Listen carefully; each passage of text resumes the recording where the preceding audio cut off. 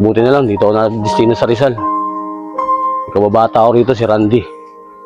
Doon pa kaya bahay nila? Bahala na. Wala pa naman akong kontak doon.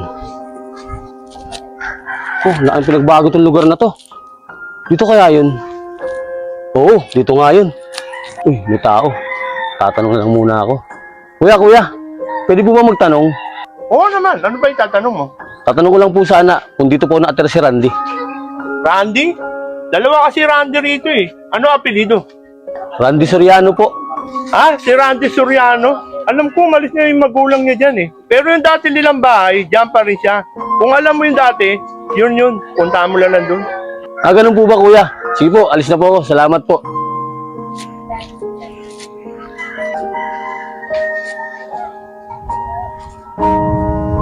Ah, oo, ito yun.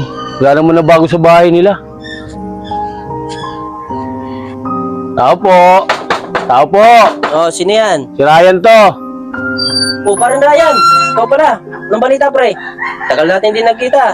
Tara, pasok ka muna sa loob.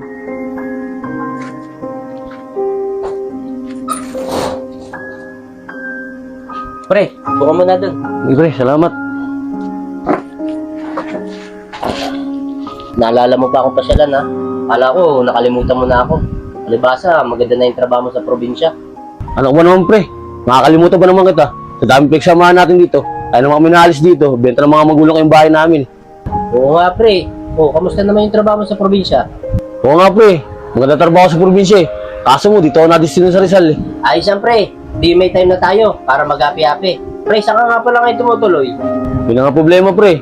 Baka may alam ka, para may matuluyan ako. Pre, may tutuluyan pa problema mo.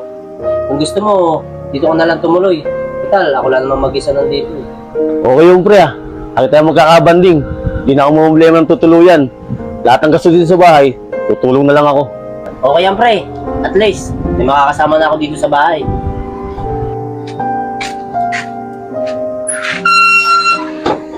Oh, Randy, huwag bumalik ka. Ay, pre, naiwanan ko yung wallet ko eh.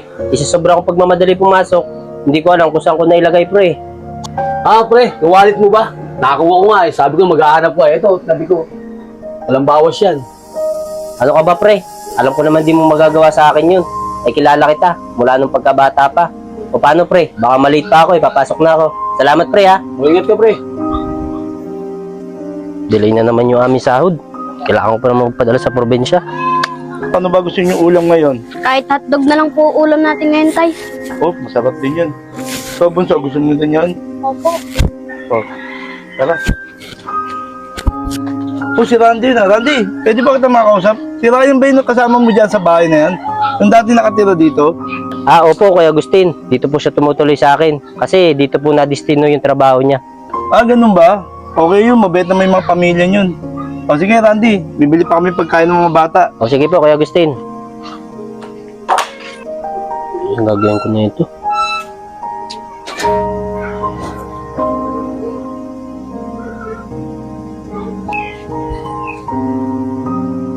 Oh pre, mukhang may problema ka. Oo nga, pre. May problema ako. Tumawag si nanay. Kasi may sakit daw si tatay. Kailangan daw nila ng pera. Eh, wala man akong pera dito. Nadilay yung sahod namin. Ah, ganun ba pre? Tama-tama, bagong sahod pa naman ako. Eto, paperang ko muna sa'yo para maibili mong gamot yung tatay mo. Pre, nakakaya naman sa iyo. Ano ka ba? Tanggapin mo na yan pre. Pre, yaan mo. Pag nakasahod ako, babalik ko din sa'yo. Ako ba naman pre? Parang kapalit na tulong sa'yo. Importante, maibili mong gamot tatay mo at mapadala mo agad yan. Sige, pre. Maraming salamat sa'yo. Sige, papadala ko na to para makatulong na sa nanay ko. Sige pre. Matawag sa cellphone ko. Si Pinsan to ah. O Pinsan, ba't ka napatawag? Eh, insan, hihingi sana ako ng pabor sa'yo eh. Dito kasi ako sa Rizal in-enroll ng aking magulang eh. Baka pwede eh. Yung iuupa ko ng bahay, yan na lang sa inyo. Wala ka namang kasama dyan, di ba? Ano ka ba, Insan? Walang problema sa akin yun. Kaso, hindi lang ako mag-isa dito nakatira. May kasama ako, yung kababata ako. Kababata. Sino naman yun, insan? Si Ryan, Insan. Ah, si Ryan, yung kababata mo. Kaya mo pa pinatira yun. Buti nagtitiwala ako sa taong yun. Eh, matagal ko na naman yung kilala, Insan. At kababata ako naman yun. Ah, ganun ba? Sige, insan. Bukas ha. sunduin mo na lang ako. Sige, Insan. Ayos insan ah. Walang pinagbagong bahay nyo ah. Maganda pa rin ah. Oo, Insan. Pinagagawa ko yan. Kada sahod ko. Oo, Insan. Pasok muna tayo sa loob.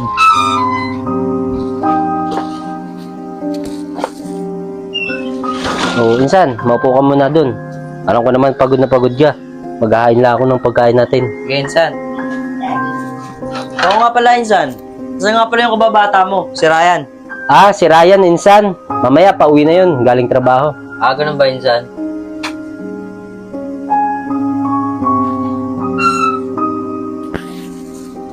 Mukhang ginabi ka. Nga pala, nandito na yung pinsan ko. Ah, ganun ba, pre?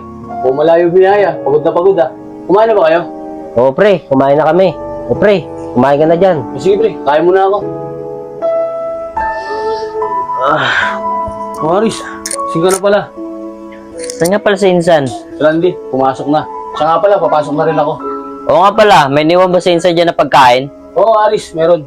Eh baka naman puro kanin na lang yan, wala nang ulam. Alam ko naman malakas ang kumain. Hindi, alam ko nandiyan ka, hindi mo tayo ubusan.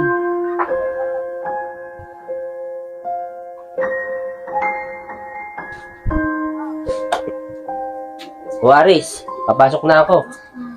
May pagkain naman ako iniwan dyan, kumain ka na lang ha. Alis na ako. Sige Insan, ingat.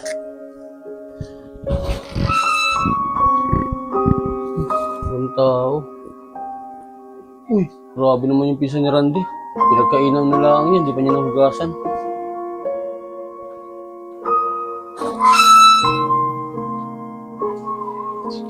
Oo, pre. Mukhang matamlay ka. Oo nga pre, paano ba naman, naiwanan ko yung wallet ko. Kaya pati pagkain ko, inutang ko pa sa kantin. Pati pamasahe ko, inutang ko pa sa katrabaho ko. Pre, napansin mo ba yung wallet ko? Oo nga, pre. Naglinis ako dito eh. Pati yung lababo, linis ko. May napansin akong wallet doon sa bell bag. Baka yun yun.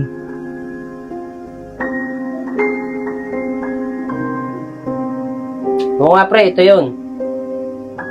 O pre, asan na laman ito pre? Matagal ko pinag-ipunan yun. Papadala ko pa naman sa magulang ko yun. Pre, hindi mo ba kinuha ang pera ko dito? Alam mo naman, importante sa akin yun. Kasi papadala ko sa magulang ko. Pre, alam mo naman di ko magagawa sa'yo yun. At yung wallet na nandyan, nakita ko dyan, di ko naman ginalaw yun. Pre, baka pwede mo natin tanongin yung pinsan mo. Baka siya nakakuha. Ano yung Ryan? Ano nakakuha? Bakit insan? Ano ba yun? Kasi Aris, naiwan ko to kanina. Tapos, tinuro sa akin ni Ryan sa bellbag. Pagtingin ko, wala ng pera. Ba insan? Wala akong alam dyan. Tsaka di ko naman nakita yung wallet mo eh. Bakit ako ba pinagbibintangan ng kaibigan mo? Ay, 3 lang naman tayo dito sa bahay ah. Aris, wala naman sinabi ko kumuha. Sabi ko lang kay Randy, tanongin ka, baka nakita mo. Eh insan, pare-pareho naman tayong wala rito sa bahay ah. Sino ba naabutan mo dito sa bahay? Si Ryan. O si Ryan, siya rin na nagturo sa'yo kung nasaan yung wallet, di ba? Ryan, umamin ka na ikaw ang kumuha ng pera ni Insan. Aris, alam mo naman di ko magagawa sa pinsan mo yan. Matagal naman magkasama rito, wala nawawala. Ba, alam ka naman ako, pinsan ko yan, magkadugo kami niyan. Eh ikaw, gaano-ano ka ba niya? Wala, di ba? Kaibigan ka lang naman niya eh. Saan sa tingin mo, magagawa ko ba sa'yo yun? Oo nga Ryan, di magagawa sa akin ng pinsan ko yun. Mabuti pa siguro, umalis ka na lang hanggat nakikilala pa kitang kaibigan. Tama yun, Insan. Mas maganda nga, umalis na lang siya rito. Ah, ganun ba pre? Sige pre, alis na lang ako dito. Paano kayo magawa yung pinsan? Pero isa lang masasabi ko sa'yo pre, hindi ko magagawa sa'yo yun. Salamat sa pagtira ko dito. Kami pa sinasabi. O Randy, saan pupunta si Ryan? Gabing-gabi na. Ang daming dalang gamit niya na. Kasi, Kuya Agustin, naiwanan ko yung wallet ko kanina. Pagtingin ko kanina, wala ng pera. Siya lang naman nauna dito sa bahay. Yung pinsan ko, hindi naman magagawa sa akin nun. Oo nga, Kuya Agustin, hindi ko naman magagawa sa pinsan ko yun. Randy, saglit nga lang. Hindi ko mo pinsan mo to, kamag-anak mo. Hindi na natin pwede pagginalaan. Bakit Kuya Agustin? Anong ibig niyo sabihin? Aris, huwag ka sana sa akin magagalit ah. Randy, nakita ko yung pinsan mo kanina. Sige, Insan, ingat ka.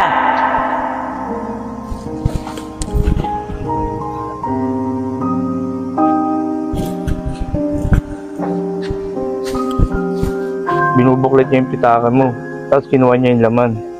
Eh, kawawa naman yung tao, napagbibintangan. Kaya Aris, umamin ka na. Aris, totoo ba yung sinasabi ni Kuya Agustin? Oo, pinsan.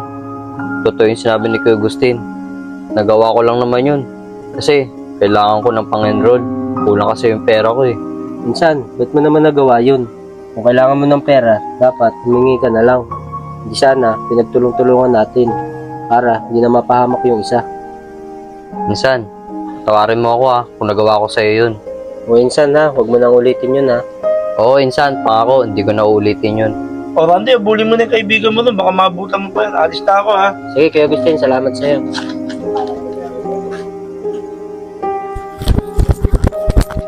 Pre, saglit lang.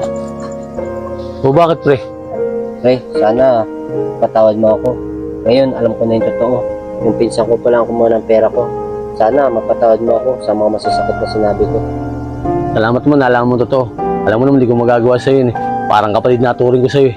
Paano pre, magkaibigan na ulit tayo? Oo naman, kaibigan talaga tayo eh. Tara na.